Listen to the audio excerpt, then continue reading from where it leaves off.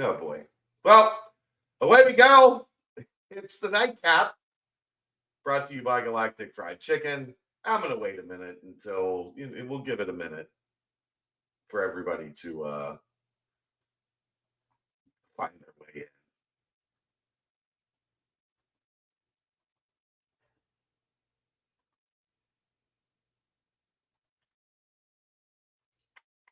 But we'll get this part out of the way. BYU 35, Cincinnati 27.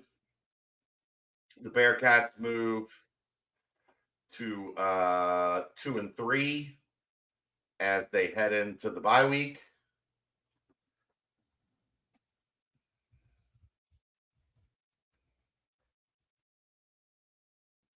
I'm done betting on them. Well, yeah, that would be dumb. I was done with that after the Miami game. Well, you lost a lot more money than I did after the Miami game. It's bonus money. It wasn't real money. Oh. Anyhow, where are we at? Yeah, we're You want to finish the read for? We'll do the read. Yeah. GalacticFriedChicken.com. Download the app. They will deliver right to your front door, pretty much anywhere inside the 275 loop, or get down to Dayton, Kentucky. Tell them to pump it up. Save yourself 15%. Delicious chicken tenders. I had some fried chicken yesterday. Some fries. Comfort food. Comfort food. I was comforted by the food. I was not comforted by the Bearcats game tonight, but such is life. Look, man, I'm going to lead with this, and I think I truly believe. I know everybody's freaking the hell out. We're not allowed to say really bad words in the first couple minutes of these broadcasts. It's going to be tough today. The later you say them, the more they're allowed. Aaron, what did we talk about all summer?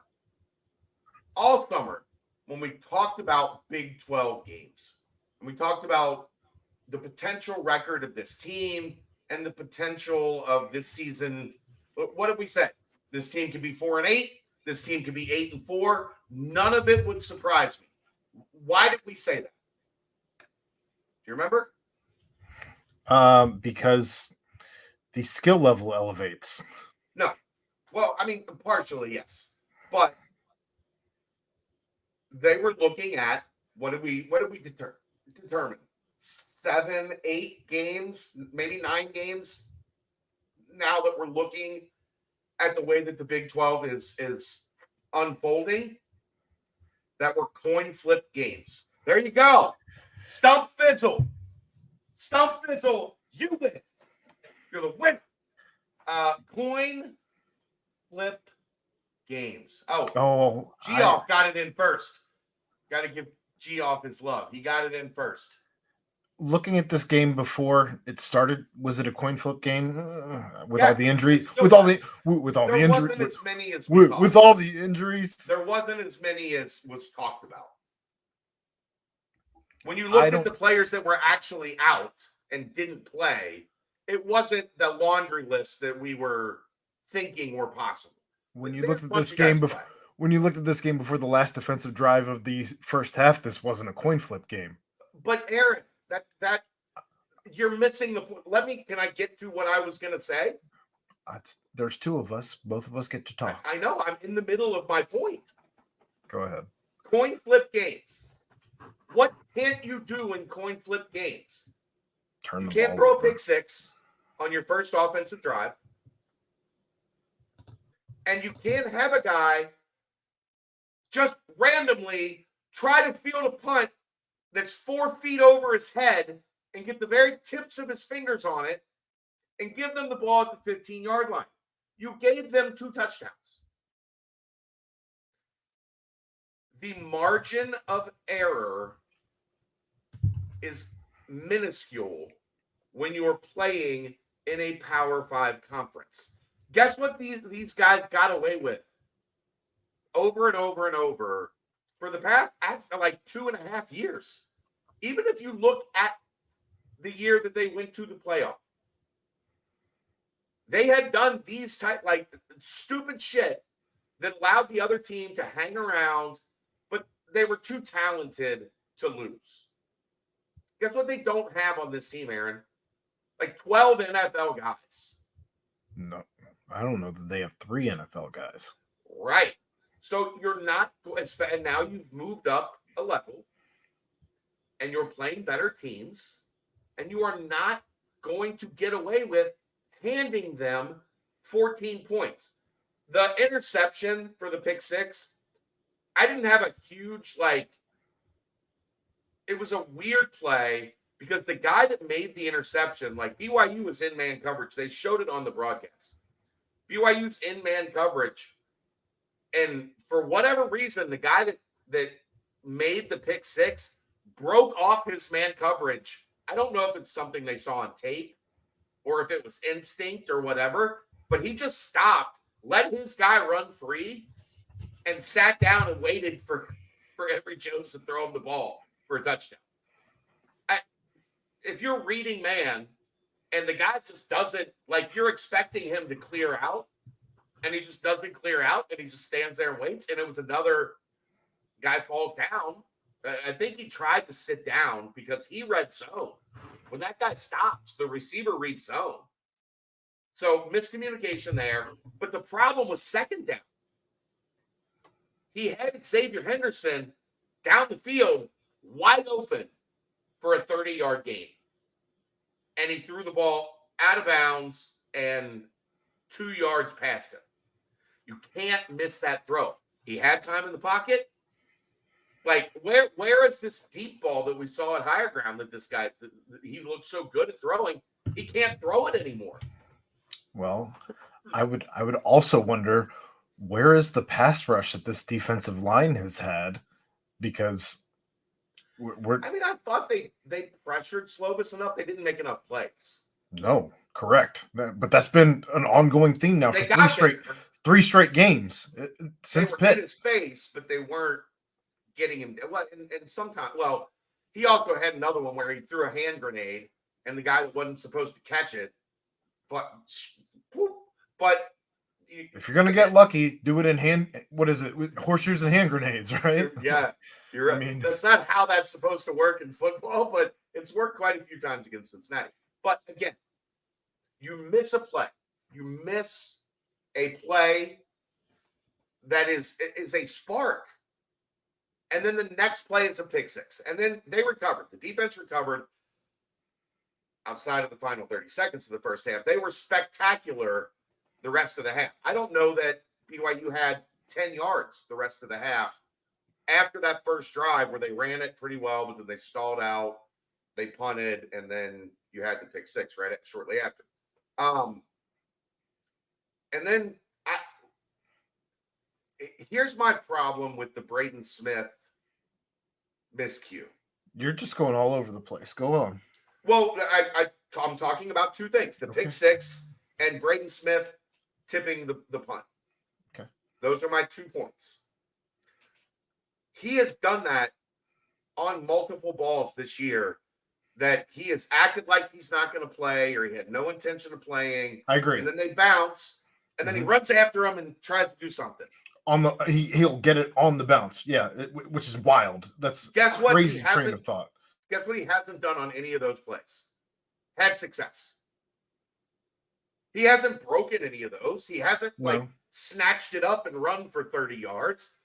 You have to tell him, quit doing that shit. Either you can field the punt and make a play, or you can't field the punt and you let it go. Like, he has this in, this is something he's clearly thinks is okay. And by the way, Chad, I'm probably not reading you tonight. I love you guys, but I'm probably not. You have to get it in his head, catch the punt and go, or if the ball bounces, leave it alone. What is he thinking, trying to jump 4 feet over his head? Like, what are you doing? But those two things, what was the final? 35-27. How many points did they give BYU? At least 14. At least 14. Okay. At least 14. That's my opening soliloquy. In these coin flip games, we have talked about this since April, May, June, July. We've talked about this the entire offseason.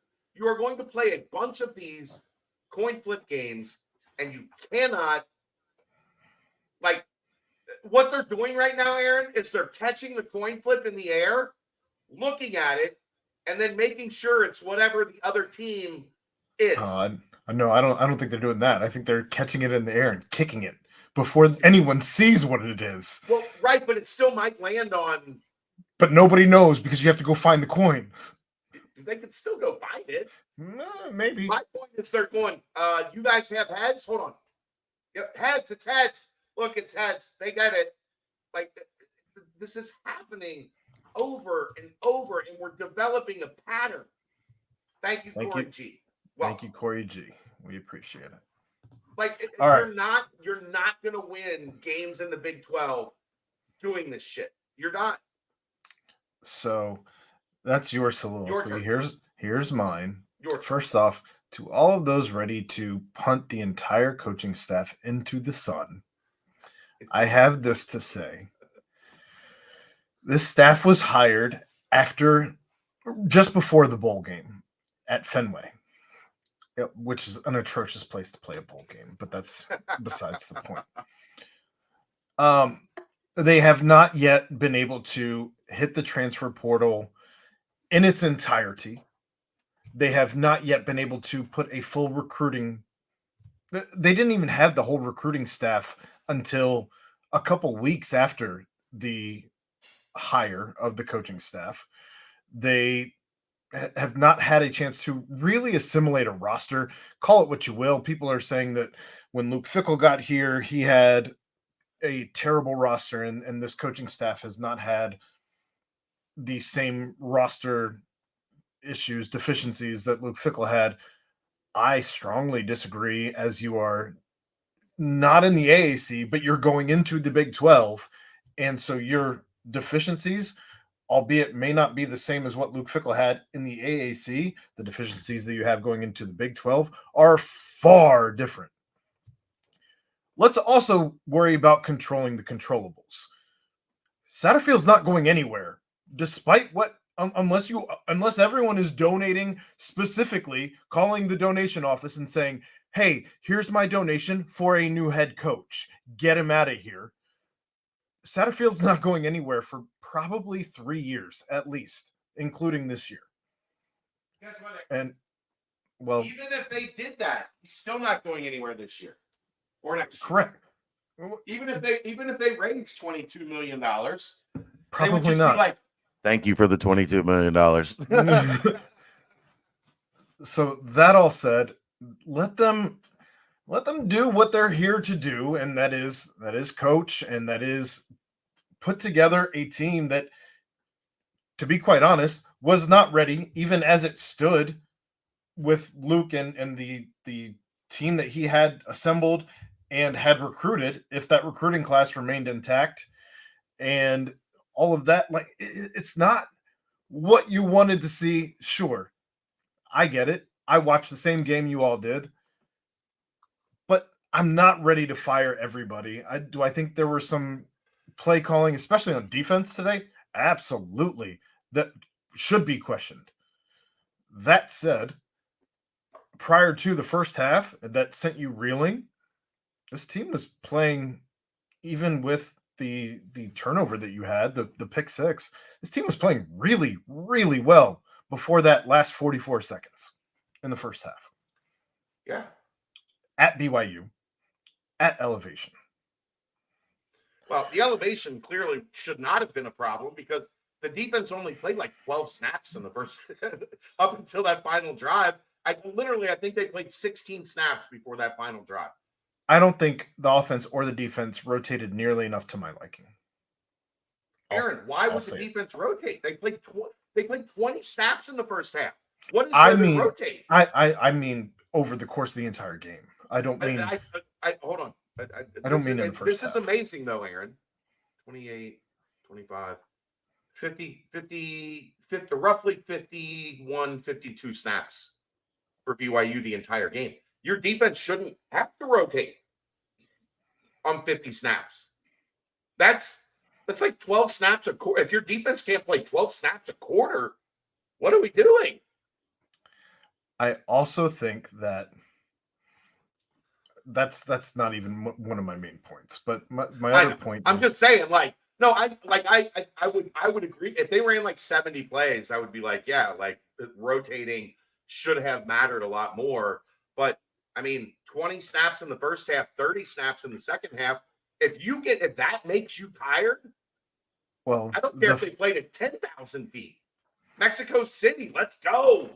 you were a runner. Did you ever run at any different elevation than? Yeah, I mean, it's different. It's certainly different. I agree it's different, but they weren't. You're also not a ton. Well, you're also not a 300-pound man trying to do everything you can to get after the quarterback or a running back. They never looked. I'll tell you, the defense never looked tired to me. The fact that they're not getting to the quarterback, I think they look tired. But that's again not. I don't want to get lost in it. This isn't any of. Anyway, the other thing I want to say is just First off, thank you to the 75 of you knuckleheads who are in here with us at fucking 2 a.m. Well done. We appreciate it. But I don't know. I mean, I feel like this offensive line continues to be a struggle bus, and I don't. They were like better today, but that's not a dynamic BYU offensive line or defensive line. In the run game, perhaps. I didn't like what I saw in the pass game, and I'm very curious to see when PFF grades come out what the pressure rate was on Emory, because I feel like he ran an awful lot, and you talk about Xavier Henderson being wide open. I still don't think he's able to get to his progressions. I think there were about 3 to 5 times that Emory just hung out in the pocket the entire game. I don't feel like it was very many. Xavier Henderson one was designed for Xavier Henderson, and he was wide open, like 2 steps clear of the DB, and Emory overthrew him. Well, that was Emory was not good. I'm not going to sugarcoat that. He was not good today. He underthrew, he overthrew, he outside of the pick six, he still continues to, and I don't remember who said it here. I don't know if it was Brent or if it was Keegan or whoever it was. Who said that he has a tendency to throw it to where only the receiver can get it. Okay. Sure. But oftentimes I feel like when he's placing it there, the receiver can't even get it. There were several times, including the backbreaker of the Kiner play where it hits him in the hands, and he doesn't catch it. That's also Emory has to have a little more touch there, but it should be a catch. And Corey, you nailed it. You don't go to sleep mad. So here we are. We appreciate that. I don't want to call out Singletary on that there was way too much mustard on the Singletary catch, so much so that apparently he broke his hand, and I'm making that up. He didn't actually break his hand, but I know he did go into the tent after that catch. I don't know. They should be questioning everything. If it's me, if I'm in charge, and obviously I'm not a coach, I've never been a coach, and I am not in charge for lots of reasons, but I'm working on nothing but from the 20 into the end zone the rest of the week, the entire week, for all the weeks until the end of the season. You only work inside, maybe go to the 25. So you have 35 yards to figure it out. You can still run a deep ball with 35 yards. You can still run short stuff with 35 yards. Just only run from the 25-yard line to the end. And that will help the defense in the goal line. That will help the offense in the red zone, and only do 25 yards. I don't want to see anything that goes further back than 25 yards. And that will allow you also 75 yards for at the same time to be running special teams where you learn how to catch punts. It had nothing to do with catching a punt. He jumped and tried to, like, he couldn't have caught that with a net. If you have 75 yards to figure out how to catch punts, you can figure out how to catch all the bounces. You can figure out when to not catch the bounces. All you will have all day. I don't even figure it out, man. Ugh. Yeah. I don't know. I thought that was a pretty good line. He couldn't have caught that ball with a net. I deserve a little bit of credit for that one. It is like that had a chance of going in a basketball net, like a rim. Like that shot could have bounced in off the backboard into a basketball goal. Well, and I just don't. What are you jumping for that for? What are we doing? It probably goes into the end zone with the height that it had. Right. Let it go. Let it go. I do want to shout out the BYU Cougar for jump roping fire with backflips. I tweeted it out just a couple of minutes ago. He was backflipping fire jump ropes. Absolutely insane. That's absolutely insane. Lambig says no in our luck in that game. It stops on the 1. It's still better than giving it to them at the 15. Lambig. Huh. I mean, look.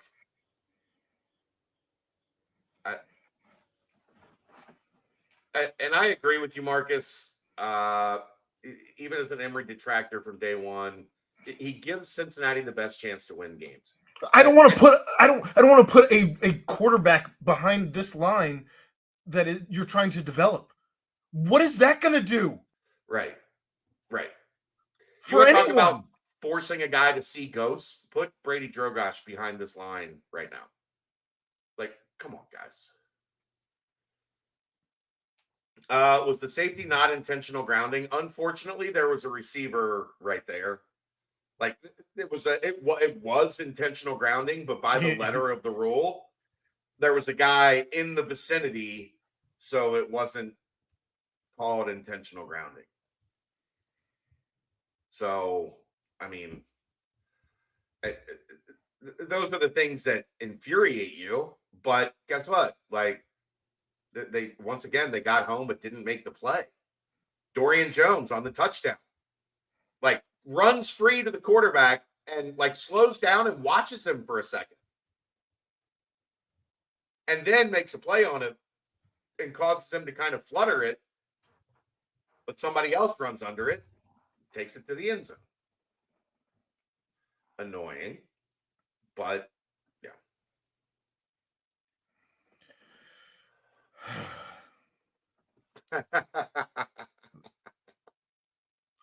500 yards to 300 yards of offense. The first half, God, it shouldn't have even been that close. Well, I mean, yeah, like when you give up a pick six on your first offensive possession,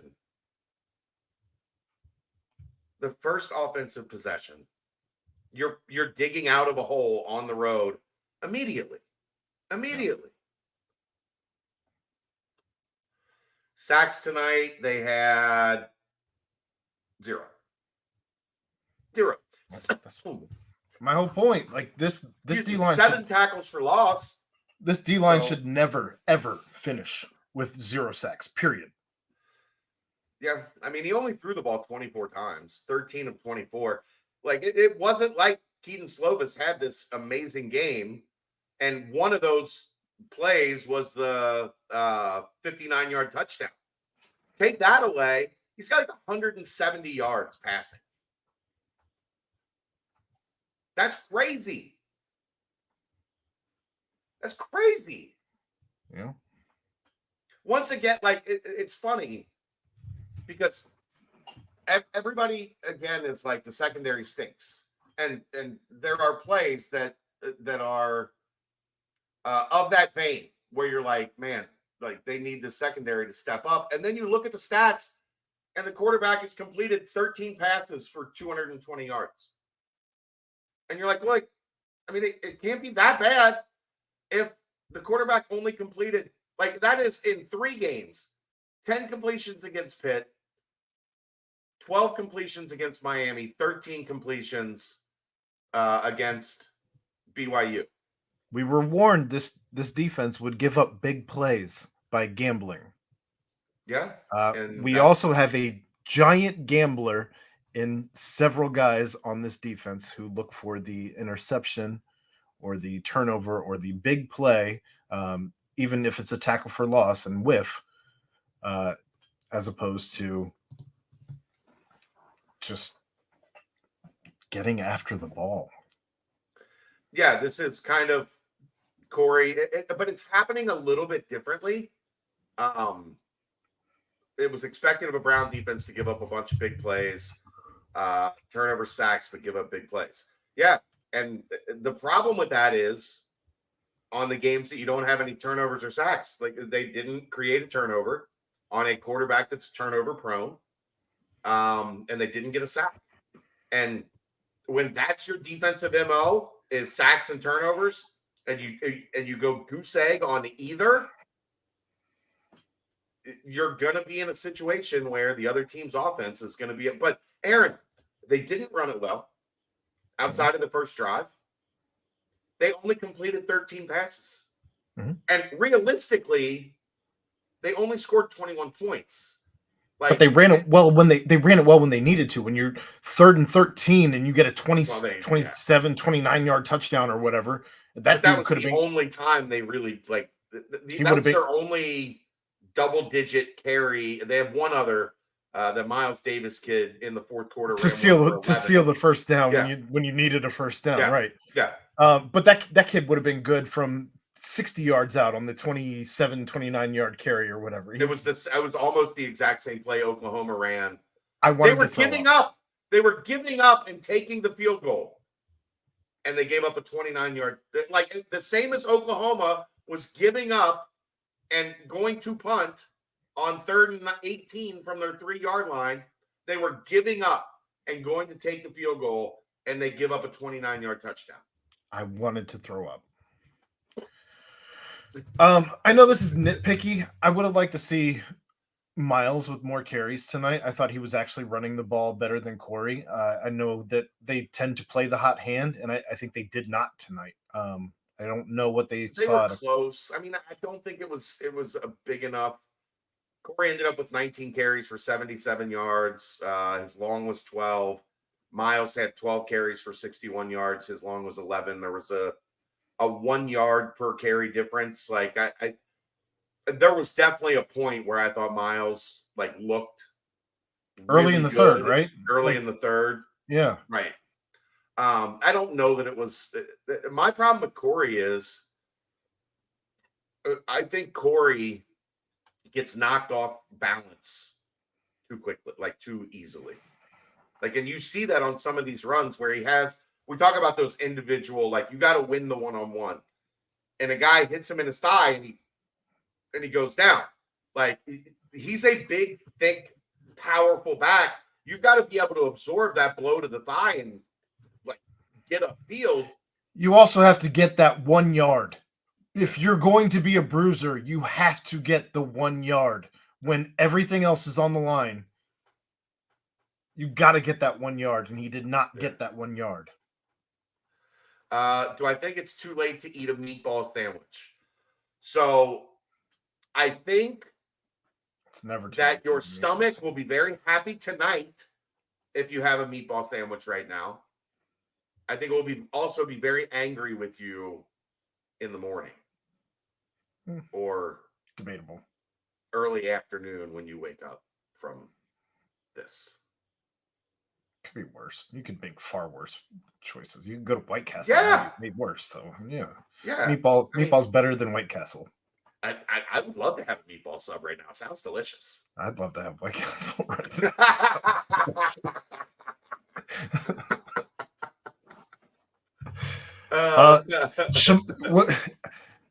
Somebody in the chat mentions Shimon. Hell of a game. That second touchdown grab by Shimon is probably the highlight of his career so far. Thus far. The and then second the long touchdown catch. not touching that one, T-Win. Thanks for the donation. Not touching it. See, I don't know what's going on with footlong donuts with BYU. They get bored out there. Everything about them goes against human nature, but I'm not gonna. Whatever. Yeah. I don't know. I mean, it was like I said. Shimon had some fantastic plays. This would have been the Shimon game if they had won. If they win. Yeah, if they win. But you can't go back and call it. You can't go back and call it the Shimon game. We will all look back and remember that maybe this was his coming out party. I mean, look, you're searching for somebody that's going to go make you big plays. Yeah. Like, what did I joke about in the Miami game when they couldn't score in the red zone? I'm like, hey, why didn't you call that 2-point conversion play on like any of the other plays where he's just standing in the back of the end zone for 2? That would have been a great play for 6. Like those extra 4 points could have been important. I might have been important in that game. I don't know. Maybe it was just me. I think it went to overtime. I'm also frustrated with, I think this is the second time in goal line this season, at least the second time. I don't remember if it was last week or Miami, but they have had too many men on the field in goal line. This week it was Justin Harris, who apparently wasn't supposed to be in, but you have to burn a timeout that you desperately could have used. Maybe they were just afraid of being Notre Dame, and they were like, one more guy.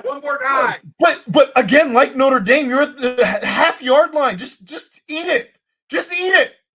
Yeah. Take the 4 inches closer to the end zone. Who cares at that point? I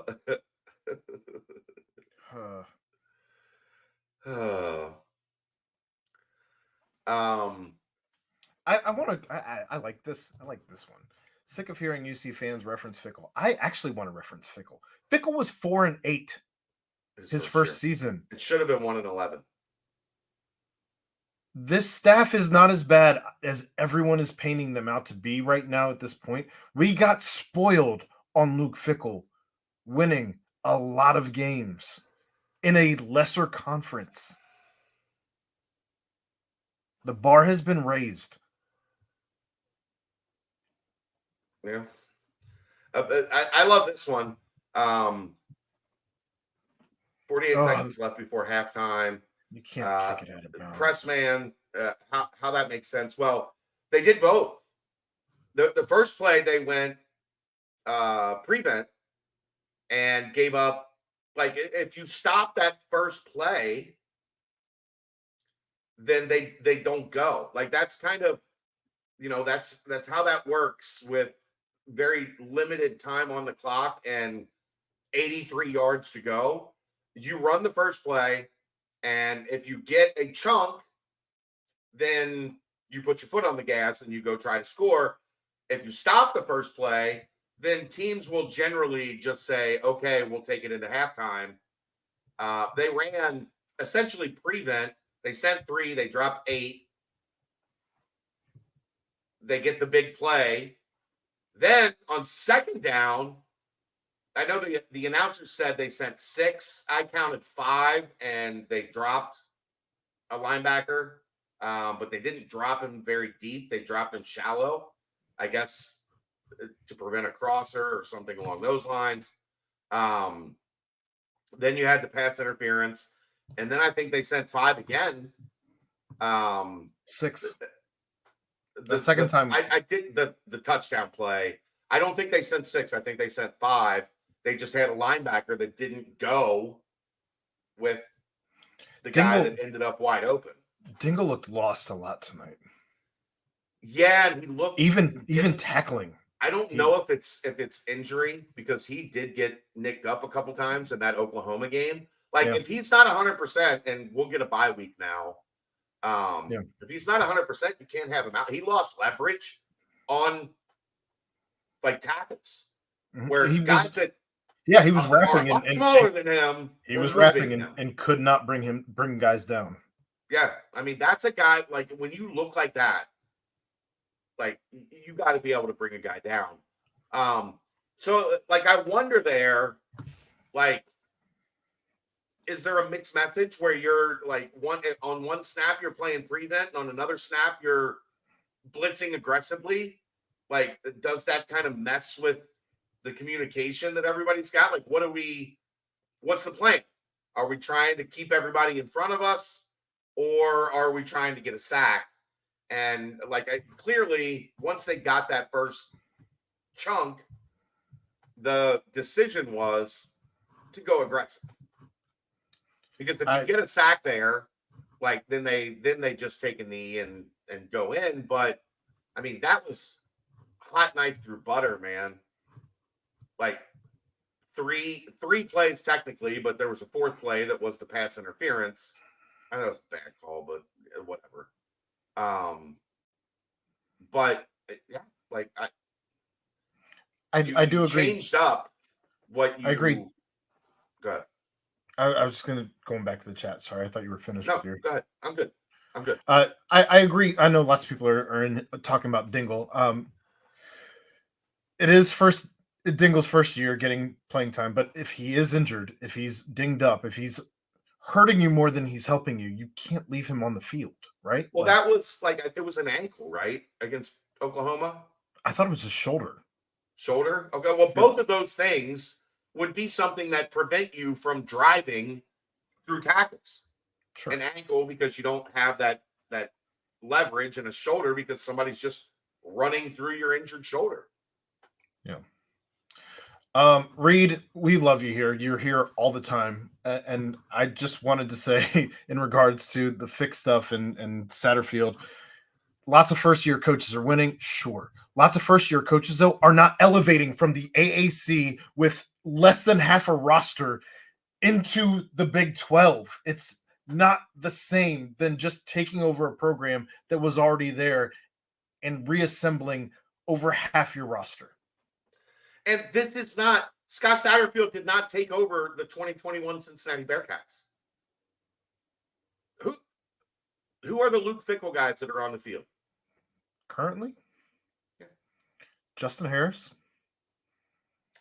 Jack Dingle, Taj Ward, Dante Corleone and Briggs, and Van. Juwan Briggs, and Eric Van, Phillips. and Eric Phillips. Yep.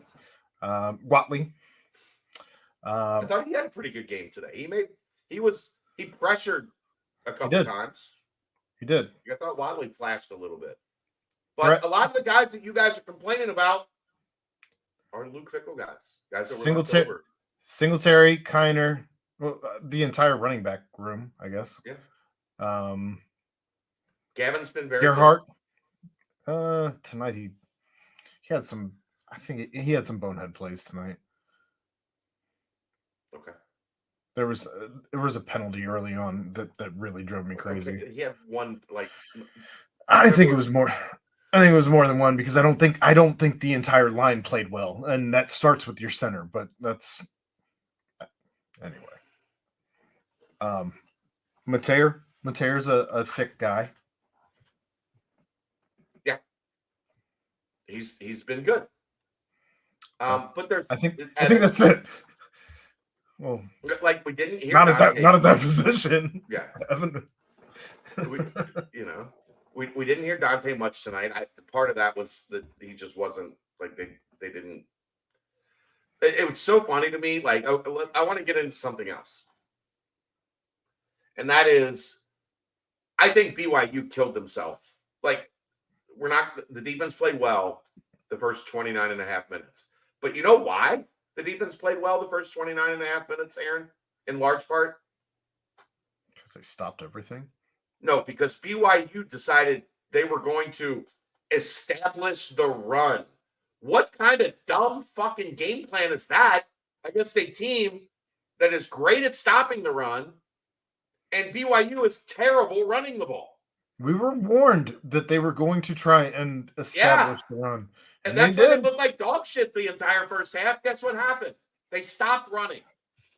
For like 4 drives. They were like, yeah, we're just not pretty much the whole game until the end, when they had to run the clock. Like, try to eat the clock. Like, from that drive at the end of the half until like the middle of the fourth quarter, there were like 4 runs. Well, I think we know what they need to go after in the portal, right? Secondary. Give me all the secondary. Give me all the secondary. I also think some of it is what I've talked about this defensive line, that I love them. I think they're very good, but there is no twitchy flying off the line. Trey Hendrickson, like, go back to watching the Bengals on Monday night. They don't have that guy. Like, they have guys that can run you over and get in there and kind of be in the vicinity, but they don't have that J, that guy that really like causes havoc on every snap.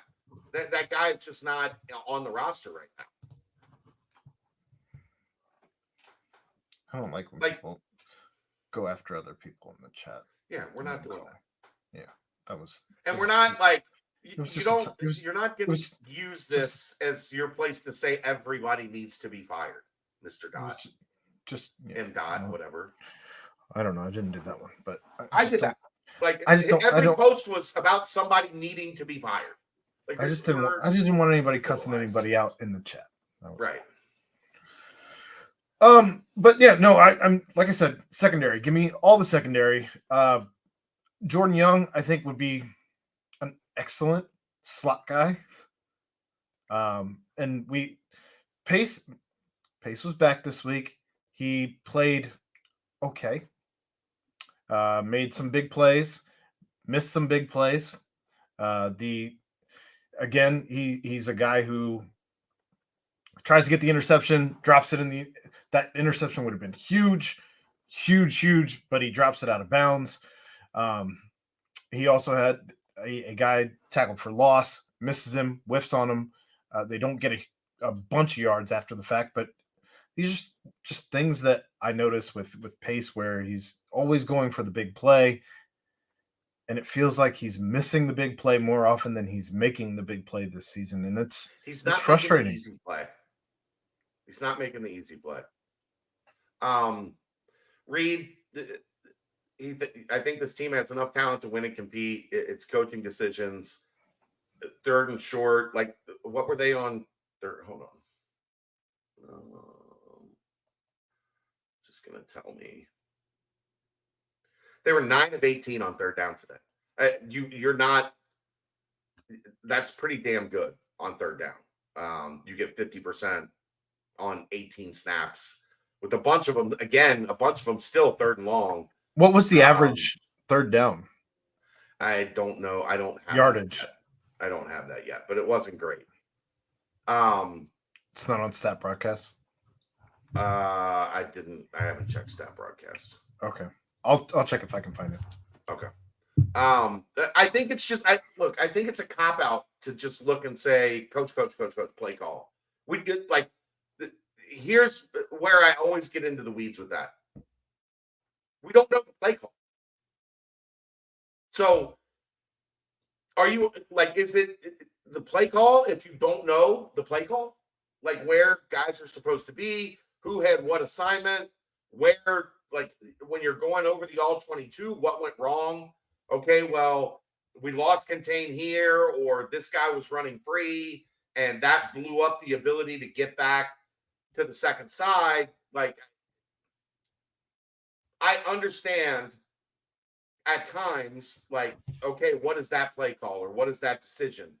But the blanket, everything is a result of a bad play call, then they wouldn't have 500 yards of offense.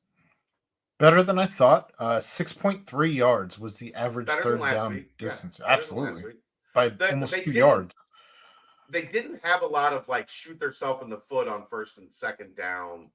BYU did not have a lot of like activity behind the line of scrimmage defensively. There was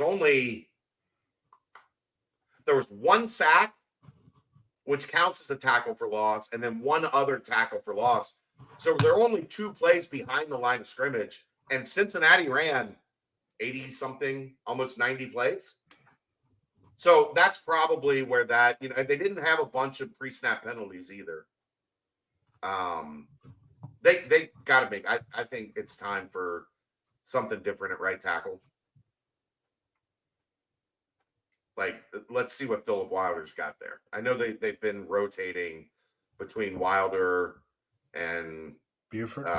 Buford and Williams, like kind of mix matching those three. But Well, I think I'd rather see William- something different at right tackle. Williams and Buford both had penalties today, and Yeah, Williams had I know. a hold that I don't know what else you really want him to do there. Like he kind of had to. Well, I don't know how many of the hurries this season have, and I'm sure somebody on staff has that stat as to who is attributed to the hurries. Yeah. But I can't imagine that it's not on an awful lot on either Williams or either of the tackle spots at this point. Just Yeah. I'm when you get 31 last week, they're coming from everywhere. If fans are going to bail and sell their tickets and not show up for the remaining games, then you're not a fan. You're not. Like, do you support the team, or are you in it for your own personal gratification? If you're going to sell your tickets and you're going to bail, you weren't a fan to begin with. I know people don't like to hear that, but if you're that quick to jump ship and give up on your team, they weren't really your team in the first place. That's my take on that. That's just where I'm at. Well, Cincinnati was never going to be Ohio State winning Right. 11, 12 games the first season. You have to build to that. That's not something that you're just going to hop into the Big 12 and take over right away. Yeah, offense works. Great play calling. This is my favorite part. Like, offense stinks. The play calls are horrible. It's lazy. It's not objectively, and this is what we try to do here. We try to objectively analyze what's happening to create a more informed fan base. If I think it's the offensive play calling, I will gladly say it's the offensive play calling. If I think it's the defensive play calling, I will gladly say it's the defensive play calling. I was confused by the mix match at the end of the first half. Are you in prevent and you're keeping everybody in front, or are you blitzing and trying to end the half with a sack? Like I think that was a mixed message, a mixed bag, where I think it's really hard to tell guys on one play we're doing one thing, but then on the next play we're doing the exact opposite. Like like we're rushing 3 and we're dropping 8 and we're doing everything we can to keep things in front of us, and then that backfires, and all of a sudden you're sending 5 with the 6th guy right there. Like I think it's really hard to ask your defense to do both of those things on back-to-back snaps. I think the most hilarious Twitter take today has been not fire the coaching staff, not bench everybody. not bench Emery. Fire John Cunningham.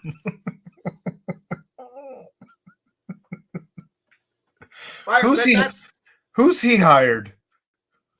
You bought out a guy who Louisville wanted to fire, and you hired him here for an atrocious contract. That's also a terrible take, because if Louisville wanted to fire Scott Satterfield, they would have fired Scott Satterfield, but they didn't. Fire John Cunningham. He only got the indoor practice facility built and raised a shit ton of money 9 months ahead of schedule, which, by the way, if you want to watch that interview, we did interview him today, and you can find that here on this channel. But he's also helped set up Cincy Brains and the success that's had, and assisted in all of that. What are we doing? And Marcus makes a great point here. The sudden and swift change in tone to the negative is extreme. UC is degraded in talent because they had an all-time run of talent. Absolutely. Successful guys moved on. Now UC's moving up in competition. 2 and 3 is reasonable. Going into the bye, there were many that thought 2 and 3 was exactly where this team would be. Now, the frustrating part is they played better in most facets than a team that is 2-3. This is a team that has moved the ball. This is a team that has at times been excellent on defense. This is a team that has not figured out yet that in coin flip games, you have to make the fewer mistakes. Because what did we talk about against Oklahoma? Oklahoma made mistakes. Oklahoma gave UC chances to be more of a factor in that game. And Cincinnati did not take advantage of them. That wasn't a game where UC made a lot of mistakes. It was a game where UC did not take advantage of anything that Oklahoma did to allow them the opportunity to hang around and win the game. And in the losses, especially Miami and now BYU, they have given the opponent opportunities to blitz UC on their miscues. And those teams have taken advantage. Those teams have scored touchdowns on those mistakes. Those teams have made big plays that put UC in a position to lose each of those games. It can't happen, Aaron. You can't screw around anymore. The other team across from you is no longer Temple. 26 first downs to 16. 31. It's like 80 first downs, 75 or 80 first downs in the last 3 games. 242 rush yards to 70. 256 pass yards to 225. 498 total yards to 295. I mean, and those rush yards were with 1 sack. It wasn't like they sacked the quarterback 7 times, so the rushing yards are skewed. Time of possession, 34-58. So about 35 minutes to 25 minutes. For the third game in a row. What are we doing? They've lost 3 in a row. And I think that's where I go back to the fact that to me, and anyone can disagree with that. I don't care. It's not going to change my mind. We're all like that at this point. But to me, that's where it's not coaching. It's execution by the players, particularly in the red zone. When you have these bonehead play, it's the muffed punt, which yeah, well, everybody looks. The Miami game, the red zone was bad. Everybody is just, well, this team stinks in the red zone. They can't do it. The muff punt is the one score you needed. That's right. The 7 that you gave them. That 7 right there that you needed to win the game. Yeah, you gave them that at the 20.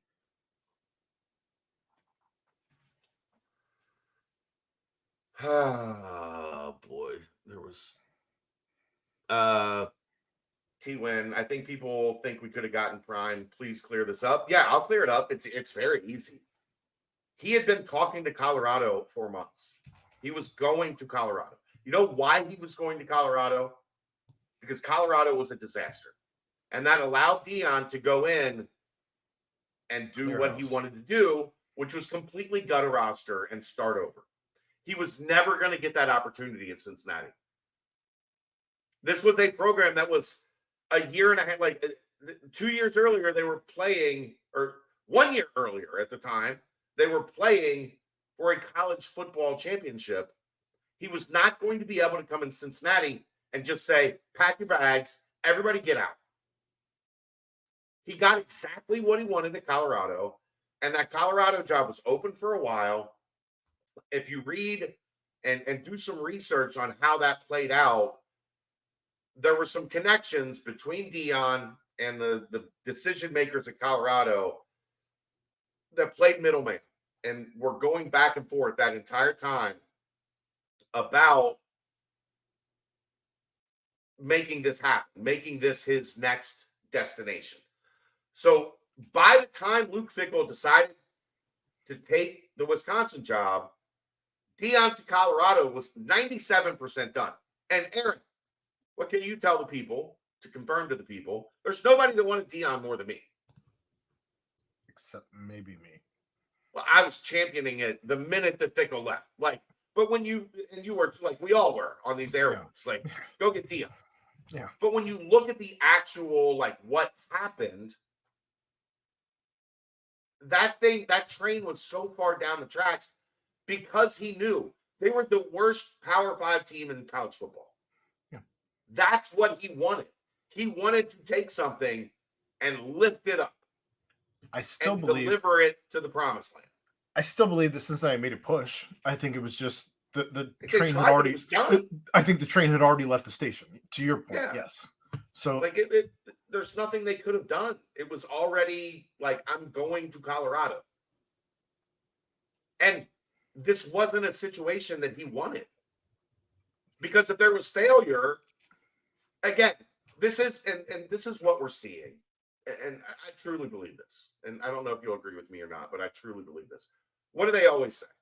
You never want to be the guy that follows the guy. And right now, Scott Satterfield is the guy that followed the guy. because Luke Fickell Luke had a chance to build a statue here, and he took left. off. He took off for cheese curds.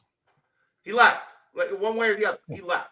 So if it was Sean Lewis or like, even if it was Prime, and Prime came in here and didn't have success in the Big 12, and I think that's part of why he wanted nothing to do with here.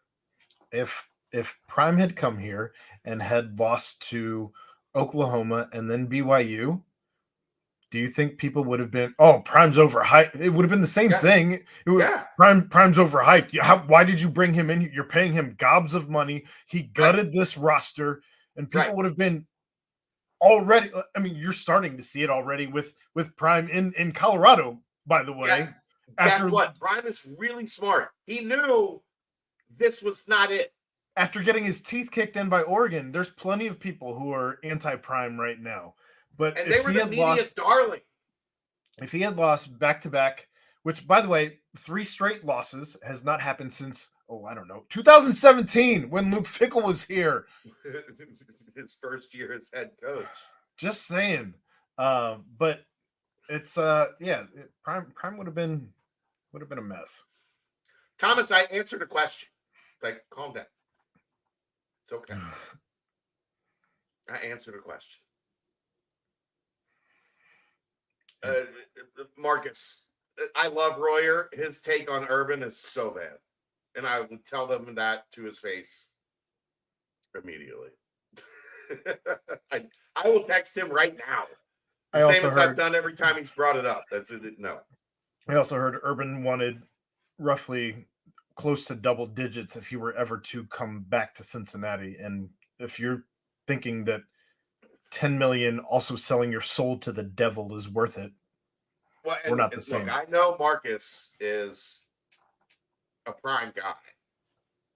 Prime would have talent coming here. Coaching is primary about talent acquisition. I don't disagree with that. But he didn't want to come here. He didn't want to deal with taking over a place that is – he wanted Colorado. He wanted to take something, gut it to – he wanted a fixer-upper. He did not want – take it all the way to the studs. He did not want a place that he had to come in and, like, paint the walls and, sand the floors. Put a new countertop in. Right. And, like, that's not what he was looking for. He was looking for a place that the foundation was broken. And they had to, like, go, how they lift the houses up on, like, forklift jacks, like you're changing a tire, and they redo the whole foundation underneath the house. That's what he was looking for. Goodness. Look, I have a new policy, Aaron. I'm just banning Louisville fans. They're out. I'm so fucking tired of hearing all the way banned. All the way banned. All of them. If you're a Louisville fan and you show up here, you're out. I thought we could just do timeouts, but no, I'm done with them. I don't want them showing back up. I'm so fucking tired of hearing Louisville fans. We still can use the let them watch. They can watch. They just can't comment. Yeah, then just put them in timeout. Don't ban them all the way. Okay. I'm all done right. with timeout with Louisville fans. Well, then they can't watch anymore if you ban them. No, they can watch. They I can't don't think post. comment. All right. Yeah, they can't comment. I'm done with them. Anyway, that makes one of us. Give me all the hits. It's like a quarter of a penny. We won't miss them that much, I promise. That's fine. Unless if you want to donate, if you're a Louisville fan and you want to donate $10 to talk shit, I'll read all your comments. We'll read all your comments. I'll read it. Yeah, but if you just want to show up and try to start shit in the chat, then I'm gonna punt. People aren't. I don't think people are gonna like the quotes that I've seen Keegan throwing up from. Oh boy. From Satterfield. Go ahead. But I'm not going to read them. I don't care enough to read them. I care, but I'm not going to read them here. But I do like that Shimon was actually interviewed in the post game. Good for him. First time on the podium. So. Yeah. A big quote from Shimon. There's not a moment I don't believe in Emory Jones. Yes, he threw a pick six, but look at how he responded. It's funny. Like after the pick six, it's why my mentions crack me up. He threw the pick six. Everybody wanted Emory Jones benched, and then from there he played a lot better for most of the rest of the game, and then immediately it was fire Satterfield, and then it was fire Brian Brown, and then it was fire John Cunningham. So we are fired. We've again got Kerry Combs, fire Kerry Combs. I saw that one. Somebody that I banned in here wanted to fire Walt Stewart. We're fine. It's Emory had 256. I mean, if I told you this stat line, 256 yards, 3 touchdowns, 1 pick, 14 rushes, 94 yards. All by your quarterback. That's 340 yards. Fire Chad Brendel. Here's the beautiful part about that, fake John Goble. I'm the owner. I'm the CEO. I'm not going anywhere. You know how many chances I've had to leave this place and I'm still fucking here? Not going anywhere. Shimon, more talented Travis? No. Come on, Marcus. We're talking about the greatest, if not the greatest, the second greatest tight end in the history of the NFL. Travis in his favor had been a quarterback and can do things on the field with a quarterback mindset that guys who have not been quarterback are just not going to be able to. Well, yeah, like Mahomes talks about it. Half the time, like Travis is just freelancing, and Mahomes is learning. Or on the sideline telling him, "Yeah, I've seen this. I'm gonna do this. Right. You're gonna find me here at the end." Yeah, like his touchdown last week. The Mahomes was like, "Oh, Travis was just being Travis." I love this. This is where I have my solace for this season. We have a good slate coming up. It is no longer BYU at elevation. Thank you, Norbeck, BC. It's no longer Oklahoma. It's no longer BYU. It is now we're going to find out. Is Cincinnati one of the worst teams in the league, or are they in the middle of the pack? Are you 13th? Are you 13th like everybody voted you, or are you better than 13th? Are you 8th? 9th. Two of them being at home before you go on the road to Oklahoma State. You got Iowa State at home, Baylor at home after the bye week. You got plenty of time to work nothing but the 25-yard line and in. Don't do anything except 25 yards and in. I'm so I don't care if they run another play. Just only 25 yards and in. But you still have to get to the 25. Well, no. You have plays that you can run from the 25 and in that would get you there. Well, all they're doing is running the ball more often than not anyway. It's fine. No, that's incorrect. They had 250 yards passing in between the 20s. Not if you look at Twitter. I know. Now Chelsea wants to fire me. She's never getting a free Taylor Swift ticket again. Zing.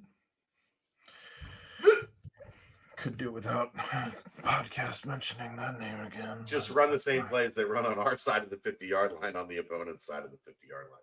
We talked about that a lot this week. Like when you get into that short field, like they're taking, and I think that was part of the problem they had early. BYU does not give a whole lot of free release. They press man, and they're in your face a lot. UC has taken a lot of free release that BYU didn't give them until later in the second half when they got up 2 scores.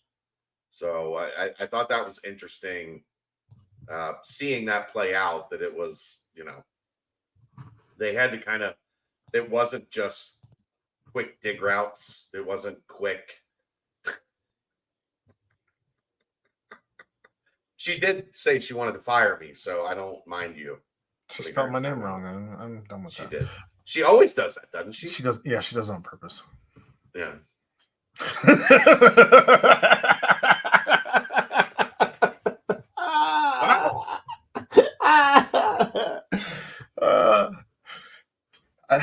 You paid for it, T-Win. I'm not reading it, but you paid for it. Said put it up. You paid for it. For those on the podcast, you're gonna have to hop on the YouTube to see what this comment was by T-Win. I don't know if I'm gonna podcast this or not. Thank you for the $10 super sticker, Marcus. We appreciate it. If you guys want us to stick around here for much longer, it's already 3 a.m. I know there's 65 of you in here. We've been doing this for over an hour, but you're gonna have to hit us with questions. Otherwise, I have a 1-year-old who is going to wake up in like 4 hours. So I'm having one more Cincy Light. Yeah, I'll go grab one of what I'm drinking because I can't get my hands on Cincy Light anytime I come into town. But all right, I'll hold off on the heater for a second while Aaron goes and grabs one. If you got any more questions, fake John Goebel. The lack of offensive line really highlights just how little there was when Luke left. Agreed completely. The one big position group that never got figured out under his watch, that just didn't. We talked about this a little bit, like especially at tackle. I thought they did a pretty good job. Like there's been quality at guard and center, especially with Jake and now Gavin. Tackle, they just never figured out. And I never think they adjusted to thinking like a program that isn't Ohio State, where you can just go, you're at the top of the food chain, you're at the top of the ecosystem. So you can just go grab those 6'6", 290-pound, 300-pound 17-year-olds that can bend and move their feet. And yeah, that's easy when you're at the top of the ecosystem. When you're not at the top of the ecosystem, you're going out and finding these guys that maybe fit the measurables that you want at at your tackle spots. But at a place like Cincinnati, I think you more have to go find guys that maybe are a little, like they have the height, but maybe they're 250 or 260. And you say you're going to have to bulk them up. You're going to have to, spend a year and a half getting them from 260 to comfortable at 310, but still maintaining some of that athleticism. I don't think, and I've said this a couple times, but I want to make sure I say it right every time. I don't think he gave enough trust in Brady on doing that. I think you should have given Brady more situations where, like, look, we're bringing in this guy that's 6'6", 240, and we want you to make him into an offensive tackle. I think Brady would have been able to do that.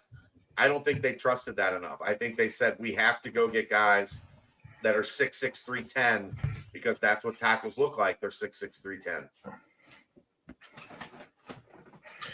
Do you think the staff can recruit at a high level? So far, recruitment has been average. Bar Samaj and pattern. I don't know. How do you know the recruiting has been average? Well, here's They only have 10 freshmen that are on this team. Here's what I'm going to present. Overall rank 42. Okay. If you're looking at the SEC, the Big 10, the Big 12 as being your top 3, 42 falls in line. You're in the middle of the pack, roughly. So there's also a handful of, not even a handful, a couple of ACC teams that would be in there, a couple of Pac-12 teams currently, but that will be moving. But at 42, you're right where you, as an entering school, there's no reason for you to be in the top 20, top 10 for what? What have you done? They also spent a lot of money on scouting. Like that's what they invested in their recruiting department. They invested in scouting. Let's find out if these guys are good at it or not. We don't know yet. Well, and when you talk to guys who are inside the program, I've had conversations with a couple of the recruiters that will tell you that, hey, one thing that's cool about being at Cincinnati is the fact that we're allowed to recruit guys that are 3 stars that are better than the guys who are 4 and 5 stars because they're not at higher programs. You can't recruit guys that are less than 4 or 5 stars. Right. It's not even developmental. It's the fact that they're putting better tape out. They're not getting the 4 and 5 star rankings because other people haven't seen what these guys are actually doing, because you can only watch so much tape as a guy who's putting the rankings on them, I suppose. But here's what's going to be a fascinating case study, Aaron. UCF is recruiting guys based on stars, not based on is the guy a good fit. And I've heard this from multiple people in the industry. I have as well. They're recruiting guys based on stars. They are not recruiting guys based on do they fit, do they, are they what the type of guy we're looking for? Are they the right, like, at this position? Are they what we need? No, they're saying we need to get as many 4-star guys, quote unquote, into the program. Well, guess what? Is that your guys making those evaluations that are in your recruiting department, or are you trusting the guys at 24/7 to do your recruiting? Like, that seems like a bad idea. Well, we find out every year that NFL guys have guys that are elite talent or whatever, like that other people have as elite talent that they're not even on their board in the first round, or et cetera. Like, as you get further down in the draft, like, it just depends on where you have guys on your rankings. Not everybody's going to have the same rankings on the same guys, especially when you have different systems. So I guess it all depends. Can we rate or do game by game win-loss after a quarter of the season has passed? Not tonight, because I want to see what happens tomorrow. That's fair. So that is, Aaron, write that down for Monday. Maybe we'll do that Monday. Write that down. I know you got your notebook right there. You're a note guy. Maybe that's something we'll do Monday on the BBP. It's the bye week. If you only knew some filler. If you only knew all of the notes I took on this game. These are all of my notes for this game. Yeah. That's why I said you're a note guy. Put that down. Write that down. I Van Wilder you. Yeah, you did. Well, speaking of donuts at BYU. Anyway. Yeah. Shimon Mateer will have a a 3-star recruit. A 3-star recruit, by the way. Will have a great Bearcat career, which will translate to an NFL career, guaranteed freak athlete. I'll be shocked if he doesn't make the NFL. Yeah, he's going to play in the NFL. Fair to say high school recruiting doesn't mean nearly as much now. It still means a lot when you're in a developmental program, but the transfer portal is critical. The problem with the transfer portal is it's a lot more complicated than high school recruiting. That's where NIL is like real, is the transfer portal. There's not a lot of money going to high school recruits.